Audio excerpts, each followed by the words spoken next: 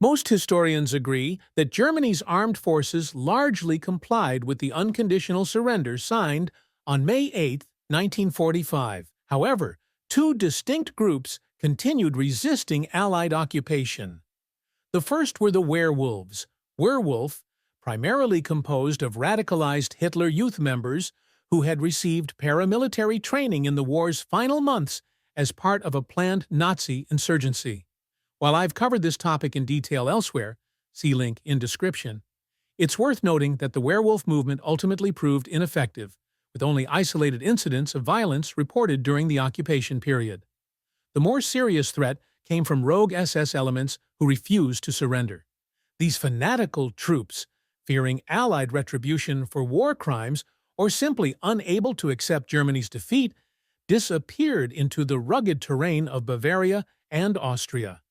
From their mountain hideouts, these well-armed holdouts launched a persistent guerrilla campaign against occupation forces that would last for years.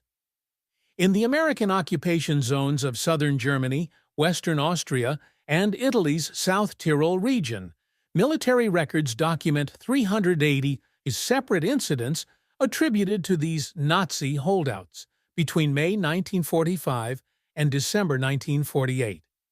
These attacks resulted in 48 American soldiers killed and another 189 wounded.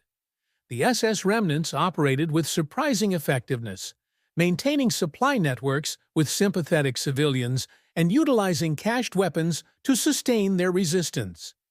The violence began almost immediately after the official surrender. On May 10, 1945, just 2 days after VE Day, U.S. patrols in Austria's Puchin Pass came under fire from SS troops. The following day, 2 American soldiers were found executed in an alpine meadow near Schietze. In mid-May, a timed explosive device planted beneath a U.S. barracks in South Tyrol detonated, injuring 22 servicemen and destroying the battalion headquarters. Throughout that summer, attacks continued with disturbing frequency. In the Bavarian village of Dragsheide, snipers targeted an anti-aircraft unit.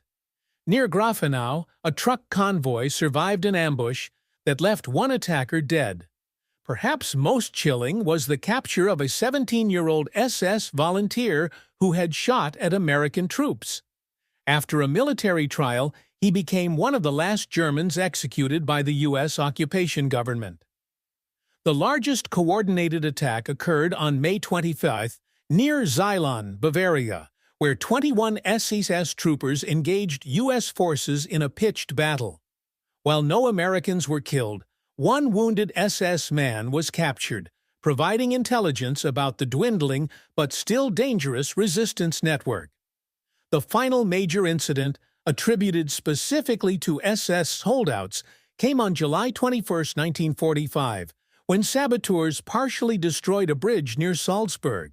While organized SS resistance gradually faded, low-level violence persisted for years, blending with general post-war lawlessness that included attacks by displaced persons and black market gangs. Most fugitives eventually abandoned their mountain redoubts, either slipping back into civilian life or fleeing abroad.